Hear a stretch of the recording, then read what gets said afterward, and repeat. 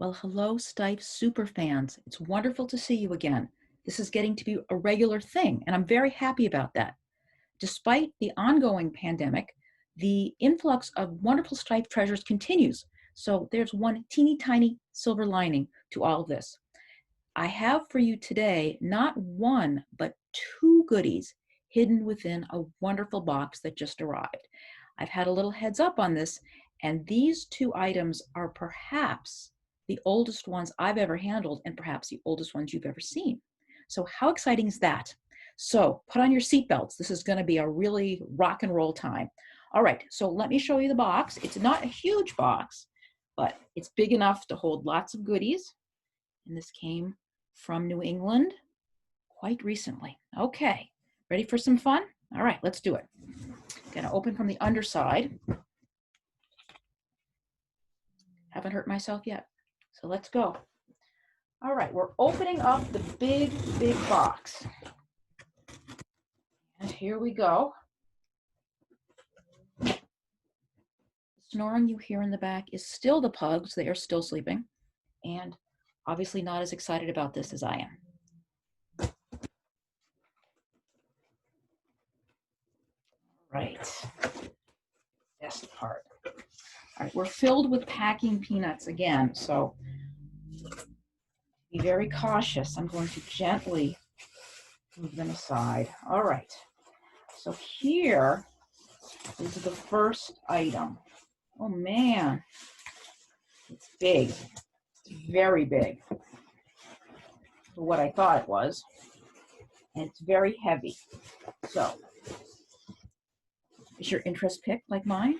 Big, heavy thing. All right. All right. We're there. You know what? I think there might be two things in here. Double trouble. All right. So let me open this gently for you. Yes, they're finely wrapped. All right. Let me start with the big one. Are you ready? I've never actually seen one of these, I don't think, in person. So let's see if the same is for you. I know what you're thinking. It's a watermelon or a big pickle. It is not. It's just a pretty paper.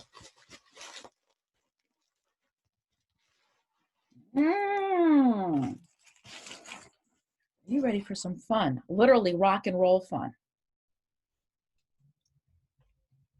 A giant tumbler. You guys seen one of these before? It's like, do you remember when you were a kid, you'd have Weebles Wobble, but they don't fall down? Well, that was a great idea, but it was based on something like this. This is a Steiff Tumbler. And man, this is so heavy. This is so heavy. Now look at this wonderful bear. He is super early. Now let me get out the measuring stick. Please note, Steiff measuring stick. Big guy is about 25 centimeters, okay? And look at him. Now let me start from the top and work down. All right, can you see him? Now look at that face. That's a really, really early face. And you know, this guy is so early, he might be pre-button, and I'm guessing that's the case. He's got his ears, and a very simple hand embroidered nose and mouth, okay? And black button eyes. He's completely unjointed. He's made out of this like short pile plush. I think it's pre-mohair. Mohair came out in about 1903 on a commercial scale. And this is kind of the materials that Steiff used in part before then. And it feels sort of like a really itchy old bad coat. All right, but we love it nonetheless because it's perfect for a bear. So here he is, and he's got a really, look at his form. This is an early Steiff form. He's unjointed with these wonderful curves and such. Now, what you're seeing here are his arms, and I'm going to tell you a little bit about those arms. Hands in the air, literally. We'll get right back to that. But let's get back to his body, unjointed, solidly stuffed with Excelsior. And he's on this wooden, it's a bowl, but it's solid. See, it's not hollow. And it's got a metal thing here on the bottom, I guess maybe to help make that even heavier. So literally, this guy can't fall over. He's in an earthquake. He's still going to come up like this. Anyway, so what you see here is the really early tumbler. Now, this guy was produced as early as 1899, was in the line through 1918. And the only thing that's not perfect about him, and don't take it personally because we love him, is that he would have, when he was new, his arms would have been back like this, and he would be holding like a rod between them. And this is a circus bear. He also would have had a ring in his nose, and oops, he would have had his hands in the air, and he would have had a rod between them, and this would be stitched up here. He would have had a ring in his nose, which would have connected to him. And that's because he's a circus bear, and that's how the bears were, that's how bears looked and toured Europe and Germany when this was made at the turn of last century. So this is like a performing circus bear. And I'm gonna make him weeble for you. Let me see if I can do this. Can you weeble for the folks? See, he goes, oh, he's dancing. He's a dancing bear, dancing turn of last century tumbler. How wonderful is that? And it would be incredibly easy to get a little dowel and put him back and make him just about perfect. It is my estimate he is pre-button, so he is really the turn of the last century, probably dating from the very late 1800s. Isn't that fabulous? What a wonderful surprise. You see these so infrequently. Okay, whew. We've got one more treasure. If that wasn't enough, okay. I'm gonna put you down for a second. Let everybody catch their breath. Okay. Now for the second item, which is somewhat related, I believe. Also beautifully and carefully wrapped, which is most appreciated. Okay.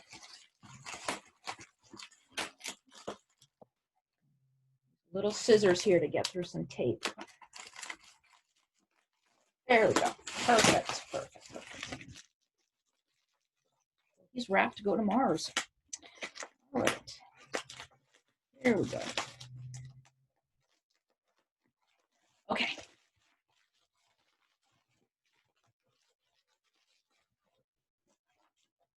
No, he's wrapped to go to Pluto. He's really well marked, really well wrapped. All right. Now we got it.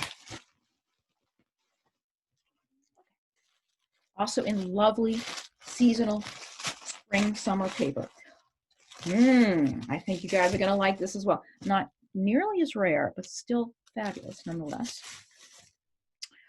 This is, you notice what this is? Also on a wooden base. This is on a wooden plinth. The other one was on a wooden tumbler. This is actually a skittle. This was designed to fall down. This was designed to be knocked over.